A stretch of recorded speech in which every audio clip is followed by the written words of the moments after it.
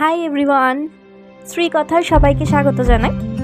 আজ তো রবিবার মানেই প্রায় সবার মধ্যেই একটা ছুটির আমেজ থাকে। আর এই ছুটির দিনে যদি কোথাও ঘুরতে যাওয়ার বিষয় থাকে বা কোথাও যাওয়ার প্ল্যান থাকে তাহলে তো আনন্দ একদম ডাবল হয়ে যায়।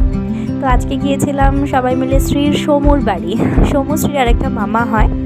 তো সবাই মিলে সকালবেলা রেডি হয়ে চলে গিয়েছিলাম স্টেশনে ট্রেন ধরবো বলে। তো ট্রেন আসতে কিছুটা সময় বাকি ছিল, তো তখন দেখলাম স্টেশনে ধাপিতে একজন গিটারের মতোই কিছু একটা বাদ্যযন্ত্র, আমি নাম জানি না, সেটা খুব সুন্দর সেটা বাজিয়ে গান করছিলেন। তো সেটা শুনেই ওই সময়টা খুব তাড়াতাড়ি কেটে গেল। তো তারপর ট্রেন এলো, ট্রেনে ওঠা হলো। যেহেতু আজকে রবিবার তো তুলনামূলক একটু কমই ভিড় ছিল। তো প্রথমে ট্রেন, তারপর ট্রেন থেকে নেমে অটো, তারপর অটো করে পৌঁছালাম সমুর বাড়ি। যাওয়ার কারণ ছিল কাকিমা কাকুর অ্যানিভার্সারি, আর একটা দুটো বছর নয়, 25 বছরের বিবাহবার্ষিকী। তাদের একসাথে পথ চলার এটা 25 বছর পূর্ণ হলো।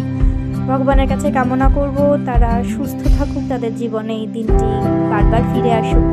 যাই হোক, অ্যানিভার্সারি পারপাস, মালা বদল, কেক কাটিং, সবাই মিলে আড্ডা, গেম খেলা, তারই মাঝে স্ত্রীর একটু নাচানাচি, সবাইকে মনোরঞ্জন করা, সব মিলিয়ে আসর ছিল একদম জমজমাটি। তারপর দুপুরের বেশ জমানো খাওয়া দাওয়া সেরে তারপরে একরাশ স্মৃতি মনের মধ্যে নিয়ে, একরাশ ভালো সময় একসাথে নিয়ে ট্রেনের ঠান্ডা হাওয়া খেতে খেতে বাড়ি ফিরলাম।